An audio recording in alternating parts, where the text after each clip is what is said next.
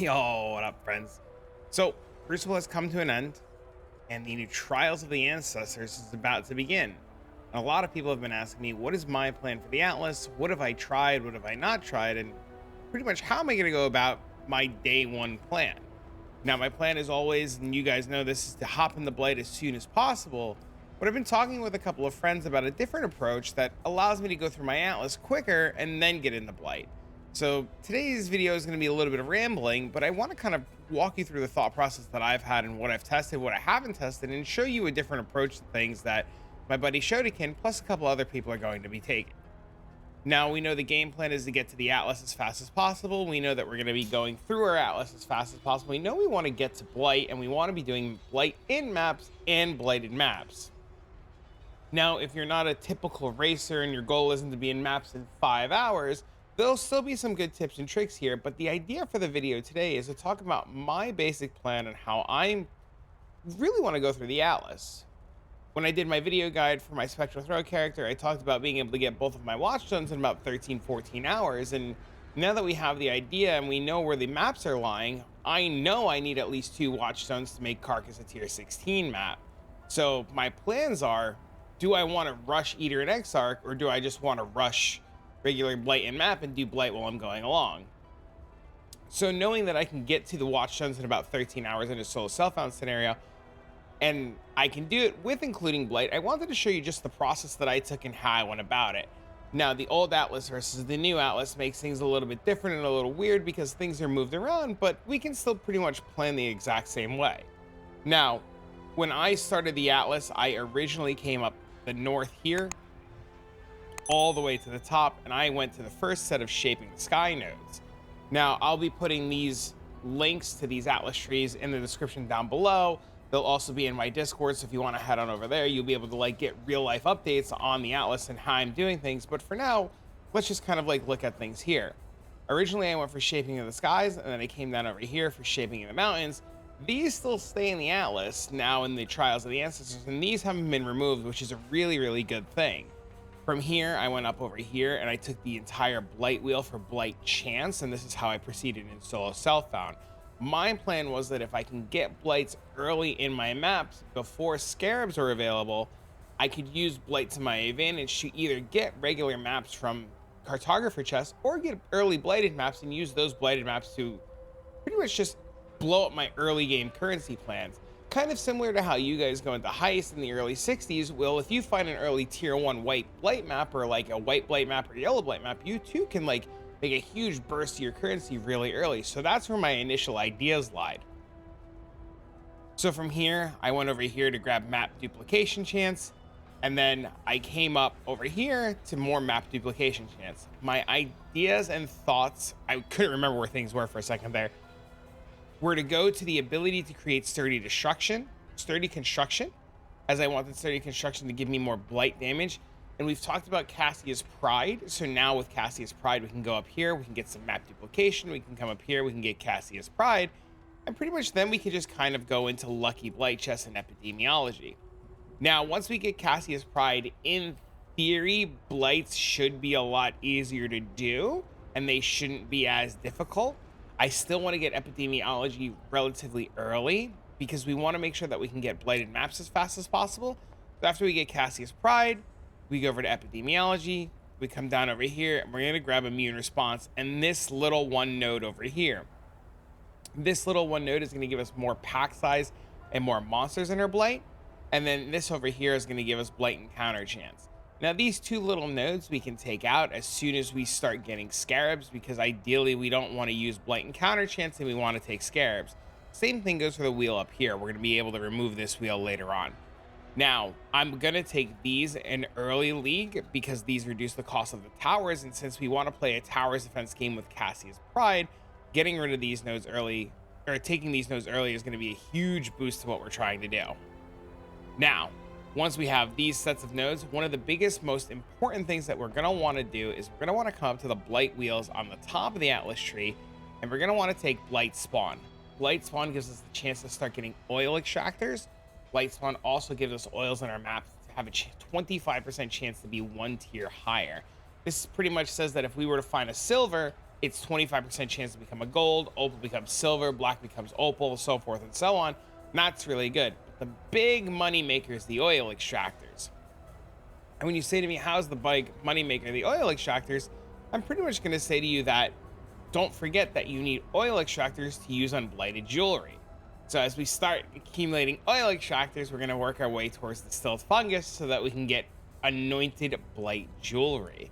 The blight jewelry drops off the bosses and the blight encounters, and essentially what happens with the blighted jewelry is we can use Awakened POE trade to price check it, and when you price check it, you can hit the little hidden tab, and it'll show you the types of oils that are on it, and we can make a decision.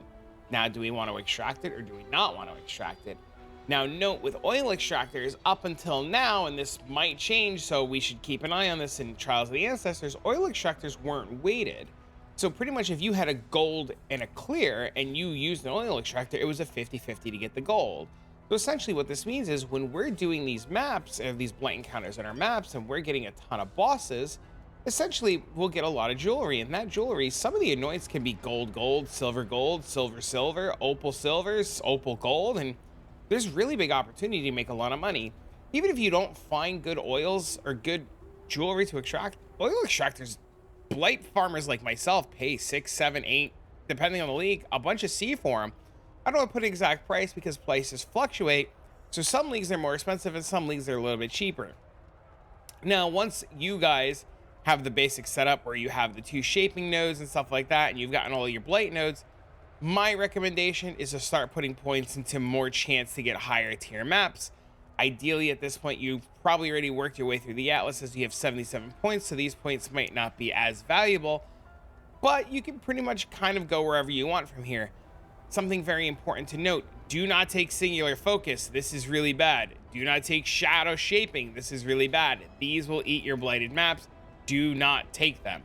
Now, note too, if you've taken this Atlas strategy approach and you're in a red tier map, Cassius Pride isn't holding up, or you're still really struggling, one of the biggest tips that I can give you is to unspec out of immune response. If we unspec out of immune response, the blight encounter will have 50% less mobs and they won't spawn as fast.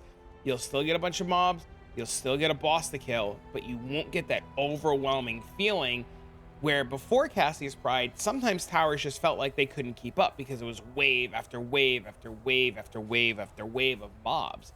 And that's because of immune response. So if we take that out, you should see a big difference, and Cassius Pride should be able to pick up the slack. We're hoping, though, that Cassius Pride is strong enough that we can take immune response early and pretty much not have to worry about it. If you still want to keep these 2 blight nodes down here, you can always take Spores of the Wind or Spores on the Wind. I'm not a big fan of Spores on the Wind.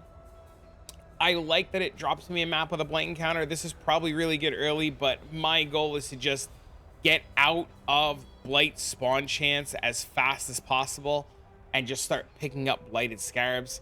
The minute polished blighted scarabs get on the market, I really recommend you guys start buying them and using them on your maps, especially if you want to start farming blight. Even if you just use them in early tier maps and just kind of build up extra currency. Usually polished scarabs are relatively on the cheaper side, and if they're the same cost as having the mycelial swarm crafting option, it's definitely worth just buying the scarabs. So you'll make more money by like doing blight than other things. I still recommend putting your chaos orbs into your character and buying your upgrades first, but something to think about. So essentially, once you have this basic setup and you're kind of cruising, where we just put these points back in, you can kind of go for wherever you want from here and do whatever you want. A viewer in Twitch the other day was like, hey, can I pair Blight with Expedition? Is that a thing? And thanks to gateways, you can just kind of like come up here and grab some Expedition nodes. You can even like, I just play around and see what you like and how you want to do things, because the Atlas at the end of the day is like, it's your baby, it's your project, it's your plan. Now, something that I really want to point out that I'm going to mention is originally I wasn't planning on taking this node. The more that I think about it and the more that I look at it, I really want to make note that at some point, if you're doing mapping and you're not planning on doing anything but blighting and your character is struggling very early, you should make a decision on when you want to take Unending Nightmare. Now, Unending Nightmare means that the Delirium Fog on our map never dissipates, but we don't get the orbs. But Unending Nightmare might be a really cool, interesting way to just pick up some extra currency along the way. I've done a video on Unending Nightmare. I think it's a really good node, and I wanted to point something out. If I were to unspec out of all of this, and I had mentioned about getting Blight or Fungal Bloom early, and then coming over here, one option might be is instead of coming this way and doing this first, we could just do it like this and grab Unending Nightmare and come down over here. I mean, you lose a map duplication node by taking this. We really don't care about this, so you probably want to go this way anyways. But there is a world where we grab Fungal Bloom, then Unending Nightmare, and then come up to Sturdy Construction.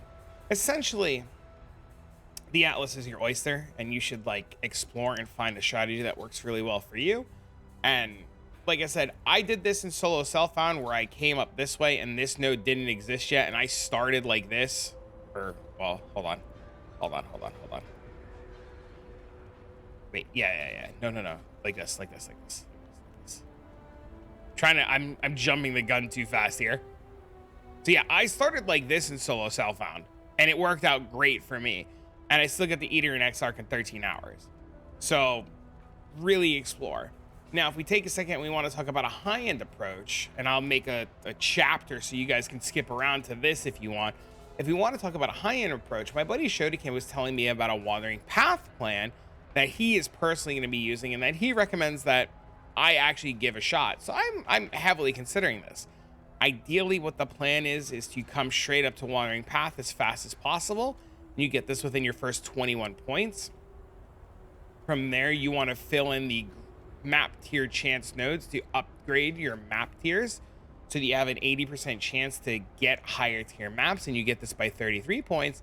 And then by 49 points, you pretty much have a 100% chance to have an additional map, or you have a 100% chance for one monster in each of your maps to drop an additional connected map. What this means is that you can really pick a map and then have a 100% chance for the connected map to ping pong to and work your way through your Atlas. Now, a strategy like this pretty much gives you 8% chance for map duplication, 100% chance for maps to be one tier higher, and 100% chance to get a connected map. And it's not the worst thing in the world. And it's a really good strategy to just kind of like jumpstart your Atlas and get through everything at a really fast pace. There is a world where I start this because I plan on being in maps day one, and I do this strategy hours 7 through 10, 7 through 11, and just work on my Atlas, go to bed, get up in the morning, and then depending on how deep my Atlas is, unspec out of this. Ideally, if I do 49 points like this, what I can do is I can take the Blight nodes here, and then I can start pre-prepping all of my other Blight nodes like this, and just have them ready for the transition. Now, there's nothing saying that I have to do all of this the way that it is, but I can start pre-prepping.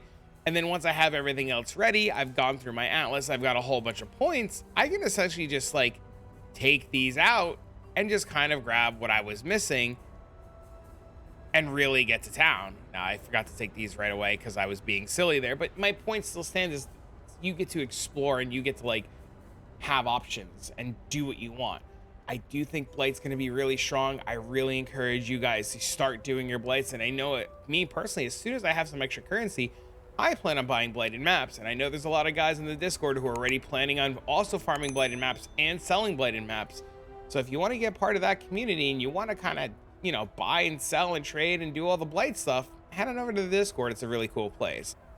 Now, I'm going to be starting Spectral Throws, you guys have seen in my last video, and if you want to see how I progress through the story and the campaign and the Atlas and my plan for Blight, head on over to the Twitch stream. I'll be live streaming my entire League start for you guys all to watch, and you'll be able to just see how I do everything.